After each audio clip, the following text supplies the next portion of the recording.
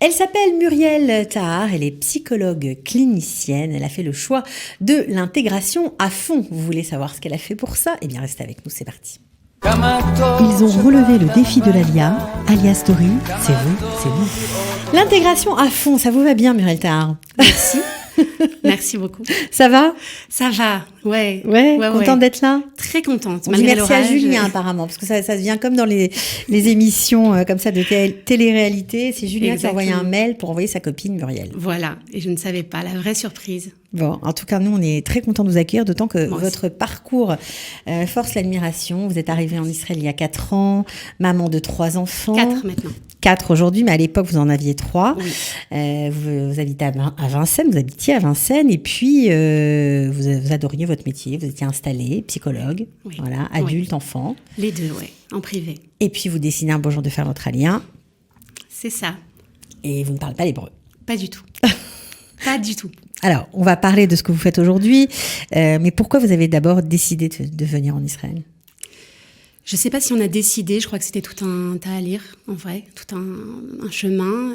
Mais ce qui est certain, c'est que je me suis dit un jour que, quoi qu'il arrive, on était en sécurité nulle part. Et que, nulle part au monde. Nulle part au monde. Et que, quitte à être dans le danger tout le temps, autant l'être en Israël. Et ça, c'était la première chose. Et puis, évidemment, pour les enfants. Pour les enfants, pour le sionisme. Voilà, c'était les raisons qui nous ont poussés à faire l'ALIA. Vous n'imaginez pas un avenir pour vos enfants ailleurs qu'ici ? Pas du tout. Et je l'imagine toujours pas en France d'ailleurs. Parce que de temps en temps, on a envie de se dire comment ça aurait été si on était resté, etc. Mais dès que je me dis ça, je me dis non, il n'y a pas d'avenir en France. On a fait le bon choix, il faut continuer comme ça. C'est à cause du climat antisémite, à cause de la grande vague d'attentats, parce que vous êtes monté il y a 4 ans. C'est ça aussi qui a fait que ça a fait tout un cheminement dans votre esprit? Je crois, oui, je crois. On habitait à Vincennes, on était quand même privilégiés, il faut bien le dire. Tout était cachère, les écoles juives. On vivait dans un petit cocon, vraiment. Et puis quand même, il y avait ces informations tout le temps autour des juifs qui s'arrêtent pas. Et je crois que j'avais envie d'être juive dans mon pays. Voilà. Et j'avais envie que mes enfants se sentent juifs, qu'ils puissent porter la kippa. Ça veut dire quoi, être juive dans son pays? Ah là là, je sais pas. Je pense que ça veut dire être libre. En fait, maintenant avec le recul, je crois que j'ai une autre approche. Je crois que les événements fait qu'aujourd'hui, en tout cas en Israël, il y a eu beaucoup d'événements aussi qui ont fait que je sais aujourd'hui qu'on est un peuple, un seul peuple. Et c'est aujourd'hui que je sais exactement ce que c'est être juif dans son pays. Je le savais pas avant. Il y a quelque chose qui s'est libéré en venant ici. Vraiment. C'est vrai? Ouais. C'est-à-dire vous avez arrêté d'être schizophrène, comme je le dis souvent? Pas schizophrène, mais c'est-à-dire qu'on vivait un peu en monde caché, quoi. On était juifs à la maison. On était juifs à la maison. On faisait quand même attention de mettre... Enfin, moi, en tout cas, je disais toujours à mon mari de mettre une casquette dehors parce que j'aimais pas. J'aimais pas le regard des gens, j'aimais pas le regard des voisins, même si... j'aimais pas, je me sentais pas à l'aise.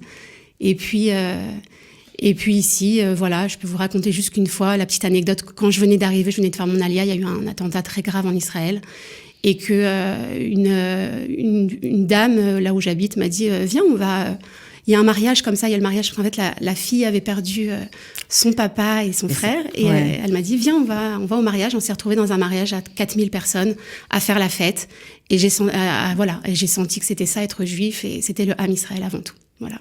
C'est ça que vous avez découvert ici, c'est beau. Oui. Alors, il faut dire que vous n'habitez pas n'importe où, hein. Vous avez fait le choix d'habiter dans un Ishuv, dans les Shomron.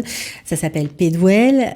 Ça a l'air très loin comme ça, mais finalement, ce n'est qu'à 30 minutes de Tel Aviv. Ouais. Et là-bas, vous avez découvert une autre vie, et on peut dire la solidarité aussi des membres de ce village. Oui. Parce que vous êtes arrivé, on va dire, une histoire pas facile à vivre. Vous avez fait une fausse couche en arrivant en Israël. Oui. Ça faisait quelques jours que vous y étiez là. À peine, voilà.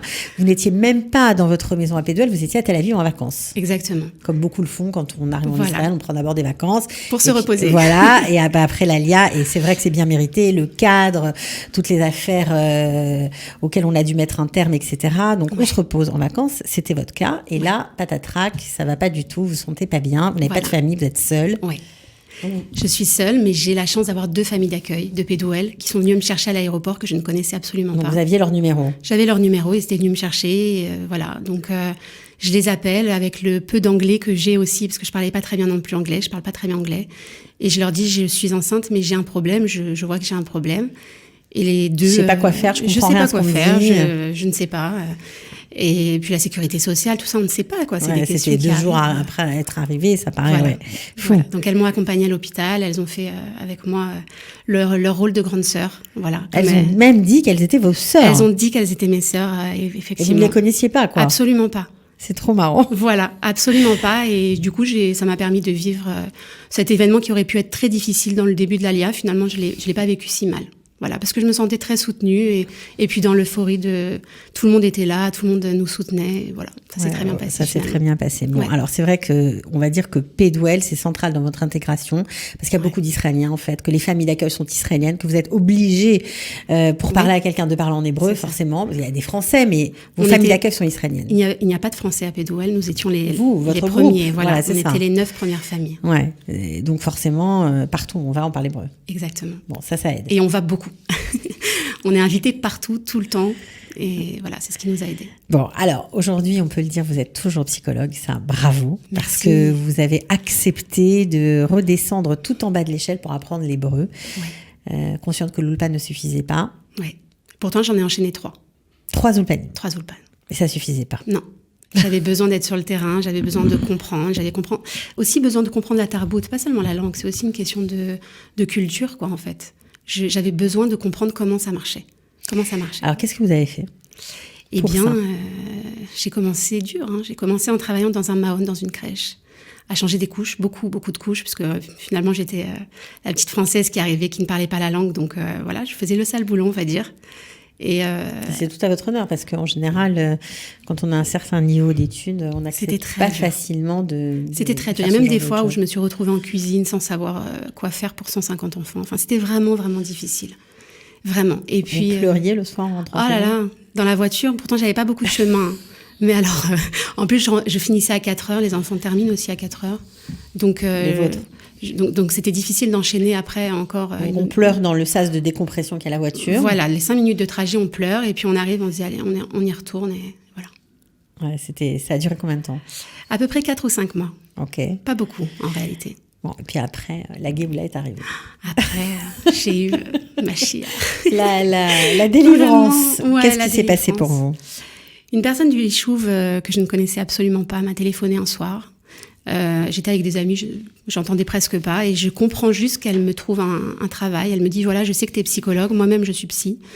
Je t'ai pris rendez-vous avec mon boss, t'as rendez-vous tel jour. Et je ne savais même pas qui était cette personne.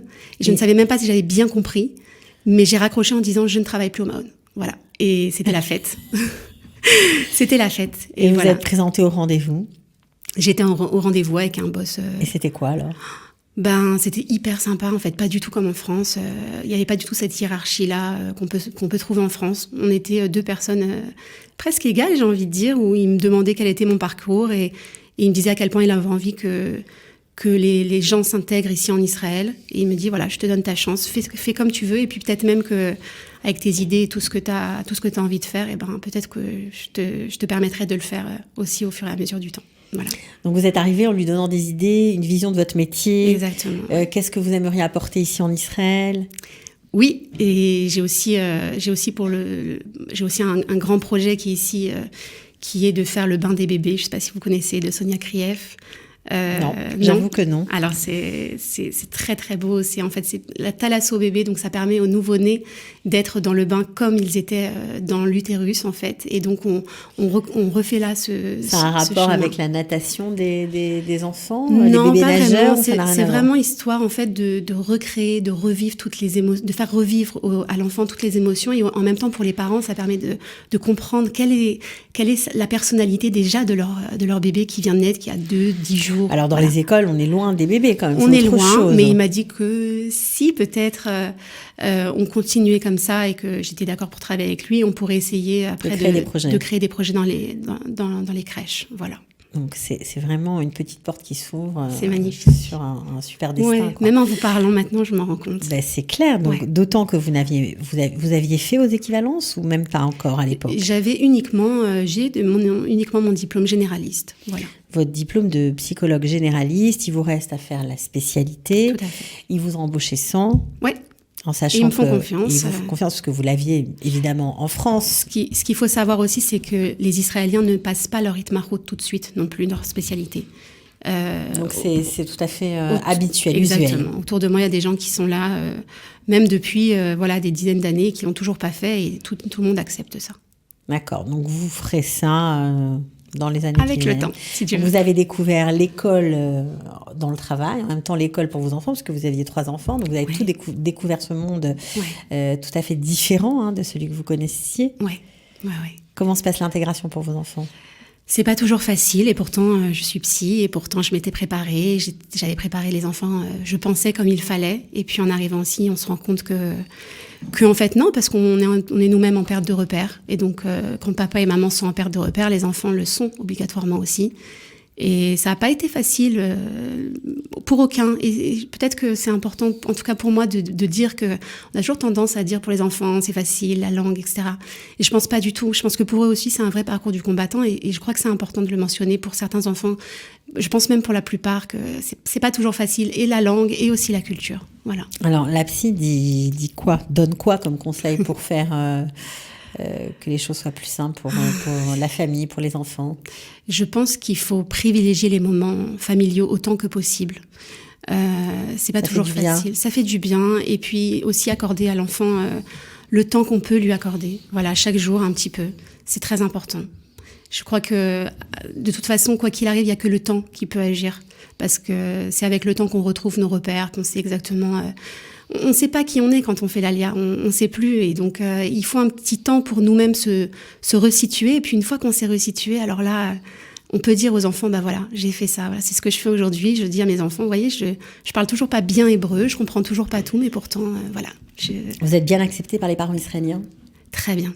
Très, très bien. Il y a quelque chose, peut-être ça passe par l'empathie, évidemment, mais il y a quelque chose de magique, c'est-à-dire que je ne comprends souvent pas tout.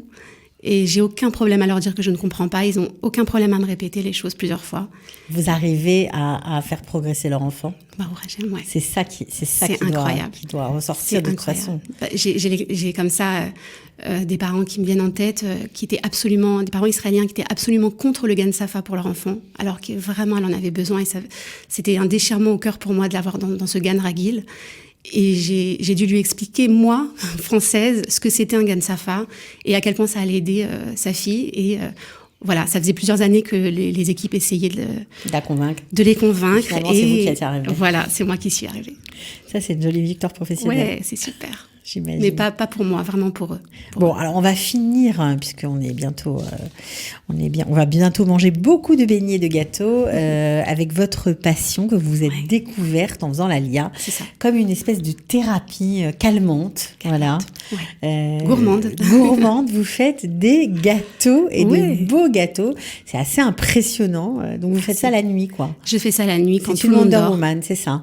Donc vous ne dormez pas de la nuit, parce que pour faire ça, il faut du temps. Je ne dors pas de la nuit. C'est uniquement le jeudi soir, pour Shabbat en fait, en l'honneur de Shabbat. En l'honneur de Shabbat, vous êtes mis à faire des gâteaux. Alors il y a de tout, on n'a pas mis toutes les photos, mais c'est impressionnant, quoi. Ouais. Et puis je vends aussi dans le Yishuv. Ils aiment vous êtes multicarte. Voilà, je vends de temps en temps, pas toujours parce qu'on travaille beaucoup, mais de temps en temps, ça me fait plaisir comme ça d'apporter une touche française dans le Yishuv. J'imagine qu'ils doivent être drôlement contents. En tout cas, merci d'avoir partagé ce parcours d'Alia, toujours des expériences étonnantes et touchantes. Merci. Merci à vous. Batzlacha pour la suite. Et j'espère que vous réaliserez votre projet. Si Dieu veut, merci beaucoup. À bientôt. Ciao. Ils ont relevé le défi de l'ALIA. ALIA Story, c'est vous, c'est nous.